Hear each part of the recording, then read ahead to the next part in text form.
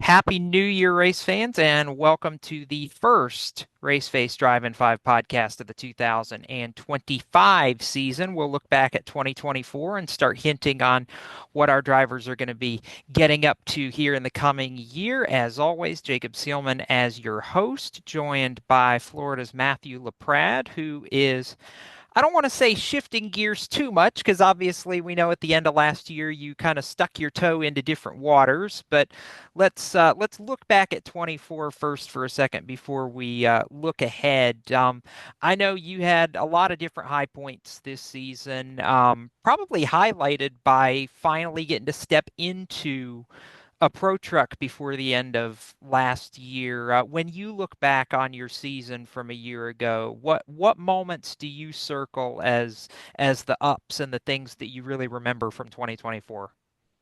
It was really great to win the 5 for 5 at Winter Nationals this year. I felt like it was like one of my first races in the Legend car, so I felt like that was a big game improvement. But then also at the end of the year or during the summer, racing with Max Reeves and Keelan Harvick and them, it just gave me a lot of experience racing for Thursday Thunder and Cookout Summer Shootout.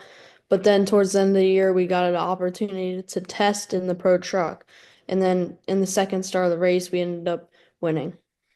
I know for you, you didn't have maybe as much time as some others in the Legend car, but what were some of the things you felt like you learned, as you mentioned during that process of really getting to race against some tough competition?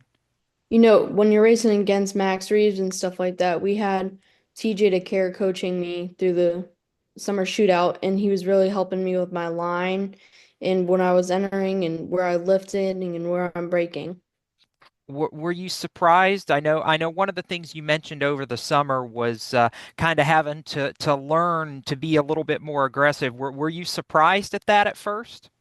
Oh yeah, everybody was way more aggressive than I thought they were going to be. It's a tough race up there. It's like a dogfight.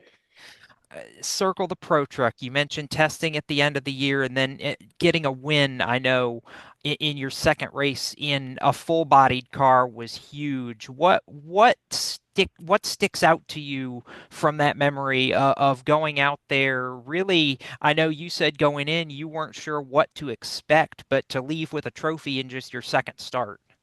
Yeah, so we ended up getting the pole position off the invert, and I was really nervous a little bit. And so I had a bunch of friends and family there to cheer me on, and I ended up taking it home all 50 laps led. What kinds of things did you have to adjust or learn to do differently in the Pro Truck compared to when you were in the Legend car? So the braking in the truck is way softer, and you have to use less brakes during a long race. And so you kind of have to find the way to save your tires, save your brakes, because brakes will go away easily. We talk about some of the high points. When you look back on 2024, what are some things you feel like you can do better or improve on going into this year? I really want to work on my restarts in the truck and like not giving up too much room between everybody in front of me because that's 10 thing that I struggle with. One of the things where it's harder when you have to race from behind a little bit, isn't it? Yeah, it way harder. Now, obviously, we're just coming off the off season. You're getting ready to start racing here towards the end of January, first part of February. But what have you been doing during the off season, whether it's to keep your skills sharp, or have you been out to the shop to help work on the pro truck at all during the winter, or what have you been focusing on? Really been focusing on iRacing, working on my line and late models and stuff like that, working on the tracks I'm going to be racing in the future this year, and then also staying in shape in the gym. Which tracks have you been on in the sim that you're looking forward to racing at? Five Flags will race that with Kirby Honeycutt in the Pro Truck. And then another one that I've really been looking at is Nashville Fairgrounds because that one kind of replicates to Auburndale. How excited are you to be able to get to work with Kirby and kind of, when you see what he and Caden have done over the years, does that give you some extra optimism that, you can really learn a lot from those guys?